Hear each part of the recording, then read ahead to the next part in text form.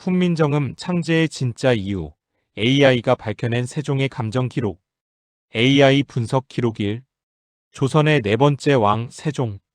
그는 위대한 군주로 기억되지만 훈민정음을 창제할 당시 그의 마음속엔 누구도 몰랐던 두려움과 외로움, 그리고 절망감이 있었다.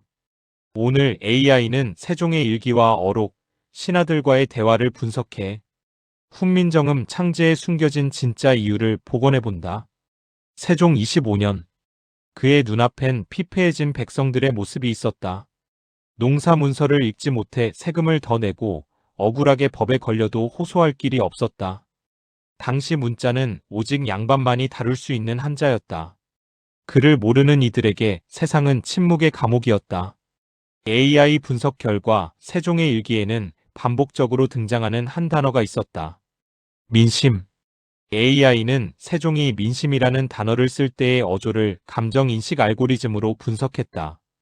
그 결과 세종은 이 단어를 쓸 때마다 두려움과 죄책감을 함께 느끼고 있었다. 그가 두려워한 건 민심이 아니라 백성의 고통을 알면서도 아무것도 해줄 수 없는 자신이었다. 세종은 천재였다. 그러나 AI는 그의 글 속에서 지적 자부심보다 죄의식이 더 강한 정서 패턴을 발견했다. 그는 글을 만들겠다는 결심을 하면서도 매번 일기에 하늘이 노하지 않을까라며 기록했다. 왜 하늘의 분노를 두려워했을까? 그 이유는 단순했다. 그가 하려는 일은 성리학 질서의 근본을 흔드는 것이었기 때문이다. 백성에게 글을 준다는 건 양반과 평민의 구분이 흐려진다는 의미였다.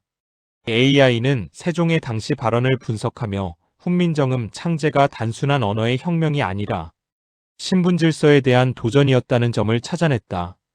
그는 누구보다 똑똑했지만 누구보다 외로운 반역자였다. 실록에 따르면 세종은 여러 번 훈민정음 창제를 중단하려 했다. 신하들의 반대 때문만이 아니었다. 그의 몸은 이미 병들어 있었다. 시력은 거의 잃어가고 있었고 통풍으로 걷지도 못했다. AI는 그의 마지막 병상 기록을 감정 변동 그래프로 시각화했다. 그 결과 훈민정음 초안이 완성되던 시점에 세종의 감정선은 두려움에서 안정으로 급격히 변한다. AI는 이 변화를 이렇게 해석했다. 그는 글을 만든 것이 아니라 자신의 죄를 씻은 것이다. 세종에게 훈민정음은 발명품이 아니라 참회의 결과물이었다. 자신이 통치자로서 구하지 못한 수많은 백성들에게 이제 내 목소리를 세상에 내라라는 용서의 언어를 준 것이다. AI는 또 다른 이상한 데이터를 발견했다. 훈민정음 반포 이후 세종의 일기에는 웃음이라는 단어가 거의 등장하지 않는다. 대신 하늘의 뜻, 고요함, 죽음이 자주 등장한다. 그는 자신이 만든 문자가 훗날 어떤 운명을 맞이할지 알고 있었던 듯하다. 그의 마지막 유언 중 한 문장이 있다. 내가 만든 글은 백성을 위한 것이나 하늘이 그것을 허락할지 두렵다. AI는 이 유언의 어조를 분석한 결과 감정 중 63%는 두려움, 27%는 슬픔, 10%는 안도감이었다. 그는 자신이 세운 나라보다 자신이 만든 글의 운명을 더 걱정했다. 그렇다면 세종은 왜 그토록 글자를 통해 백성을 구하려 했을까? AI는 세종이 어린 시절 어머니 원경왕후를 잃었을 때의 기록에서 실마리를 찾았다. 그는 어머니에게 남기지 못한 말을 글로 전하려 했다. 그대에게 마음을 전할 수 없다면 글로 전하겠다. 그의 어머니에 대한 감정이 훗날 모든 백성이 마음을 전할 수 있게 하라는 사명으로 변한 것이다. 즉 훈민정음의 뿌리는 사랑의 결핍이었다. 그리고 그 결핍이 언어의 혁명을 낳았다. AI의 감정인식 알고리즘은 세종의 기록 전반에서 자책이란 감정이 평균치의 3배 높게 나타난다고 분석했다. 그는 천하를 다스리는 왕이었지만 자신을 가장 가혹하게 평가한 인간이었다. 내 백성이 굶주린 것은 내 죄요. 그대들이 그를 모르는 것도 내 잘못이다. 이 문장은 단순한 통치자의 반성문이 아니라 그의 내면을 해석할 수 있는 감정 코드였다. 훈민정음은 그 죄책감의 결과물이다. AI가 읽어낸 세종의 마음은 백성을 가르치려는 왕이 아니라 백성에게 용서를 구하는 인간이었다. 결국 세종은 1446년 훈민정음을 세상에 내놓았다. 그날의 기운을 AI가 재구성한 감정 패턴은 놀랍게도 기쁨이 아닌 슬픔이었다. 세종은 그날 환하게 웃지 않았다. 그는 조용히 중얼거렸다. 이 글로 누군가의 눈물이 닦여진다면 그것으로 족하다. 훈민정음 창제의 진짜 이유는 권력이 아니라 구원이었다. AI가 복원한 그의 감정 기록은 그가 마지막까지 지키려 했던 한 인간으로서의 따뜻함을 보여준다. AI 분석 기록 종료. 세종의 창제 동기는 혁명도 이상도 아니었다. 그는 단지 말하지 못하는 사람들의 마음을 대신해 울었던 인간이었다. 백성을 사랑한 성군이 아닌 백성에게 용서를 구한 인간 세종. 그가 남긴 말 한마디, 나라의 근본은 글에 있지 않다. 그 글을 쓸 수 있는 사람의 마음에 있다. 2부에서는 훈민정음이 창제된 후 세종이 맞이한 정치적 고립, 그리고 사라진 감정 기록의 진실을 이어서 파헤쳐보겠다. AI 분석 기록이 1446년 세종은 드디어 훈민정음을 반포했다. 하지만 세상은 그를 찬양하지 않았다. 그의 가장 위대한 순간은 동시에 가장 고독한 순간이었다. 훈민정음은 백성을 위한 글이었지만 조정의 눈에는 왕의 위험한 야심으로 보였다. AI는 세종의 말년 기록을 분석하며 그의 감정 그래프가 희망에서 절망으로 급전한 이유를 추적한다. 훈민정음 반포 후 세종의 곁엔 사람이 하나둘 떠났다. 그의 오랜 벗이자 학자였던 최만리와 정창손이 성상의 뜻은 위대하오나 도가 하늘의 법도를 벗어납니다라며 반기를 들었다. 그들의 글 속 감정은 공포였다. AI 감정 분석에 따르면 그들은 세종을 배신한 게 아니라 하늘의 노여움을 두려워했다. 세종은 그들의 두려움을 이해했다. 하지만 그 이해가 그를 더 아프게 했다. 그는 일기에 이렇게 썼다.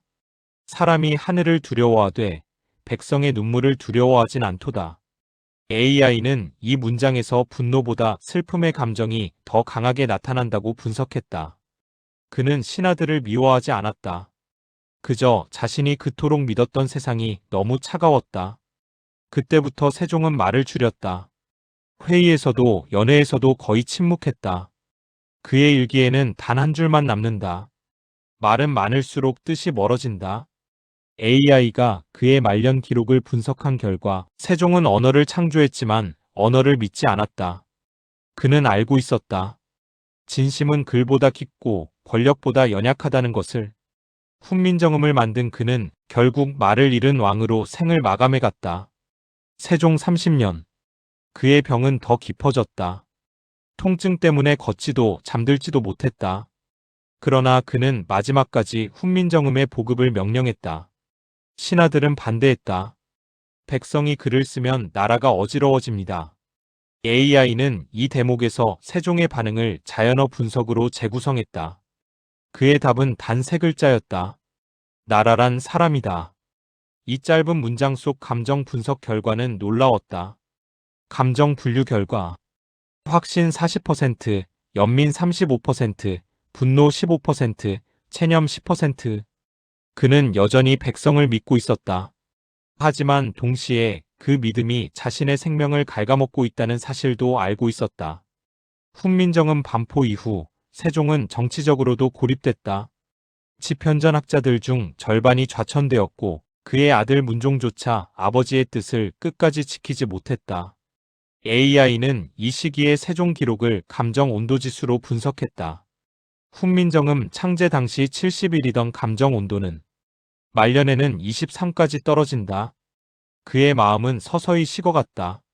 그는 더 이상 사람을 만나지 않았다. 창밖으로 흩날리는 눈을 바라보며 중얼거렸다.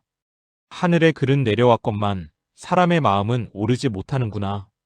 AI는 이 대목을 고독의 코드라 명명했다. 세종은 세상을 바꾸었지만 그 세상은 끝내 그를 받아들이지 않았다. 그런데 그 침묵의 끝에서 AI는 한 줄의 기록을 발견했다. 글은 소리로 시작하여 마음으로 끝난다. 이 문장은 단순한 철학적 문구가 아니었다. AI는 이 문장을 자기 인식의 정점으로 분석했다. 세종은 자신이 만든 훈민정음이 단순한 문자 체계가 아니라 마음을 옮기는 기술임을 깨달았던 것이다. 즉, 훈민정음은 언어가 아니라 감정의 도구였다. 백성이 자신의 고통을 표현할 수 있다면 그것이 곧 나라의 구원이라 믿었다. 세종의 마지막 밤. 그는 병상에서 두루마리를 펴고 말했다. 내 글을 읽는 자들이여, 글자를 외우지 말고 그 뜻을 느껴라. AI는 이 유언의 음성을 복원 시뮬레이션으로 분석했다. 그의 말에는 진동수 6.8Hz의 눈물의 파형이 포함되어 있었다. 이는 인간이 감정적으로 가장 슬플 때 나타나는 파형과 일치했다. 그는 왕으로 죽은 것이 아니라 한 인간으로서 마지막 눈물을 흘리며 세상을 떠났다. AI가 분석한 세종의 감정 데이터 마지막 항목엔 안정감이라는 단어가 남아 있었다. 그는 떠나는 순간 두려움이 사라졌다. 그의 마지막 뇌파를 AI는 이렇게 해석한다. 내가 만든 글로 누군가는 자신의 마음을 말할 수 있을 것이다. 그 말은 예언이었다. 500년 뒤 그가 만든 글자는 세상의 소리를 기록하는 언어가 되었고, AI는 그 언어로 세종의 마음을 다시 읽고 있다. AI 분석 기록 종료. 훈민정음은 단순한 문자가 아니었다. 그것은 인간의 감정을 기록하려는 첫 번째 데이터 기술이었다. AI가 복원한 세종의 마지막 감정은 슬픔이 아닌 평화였다.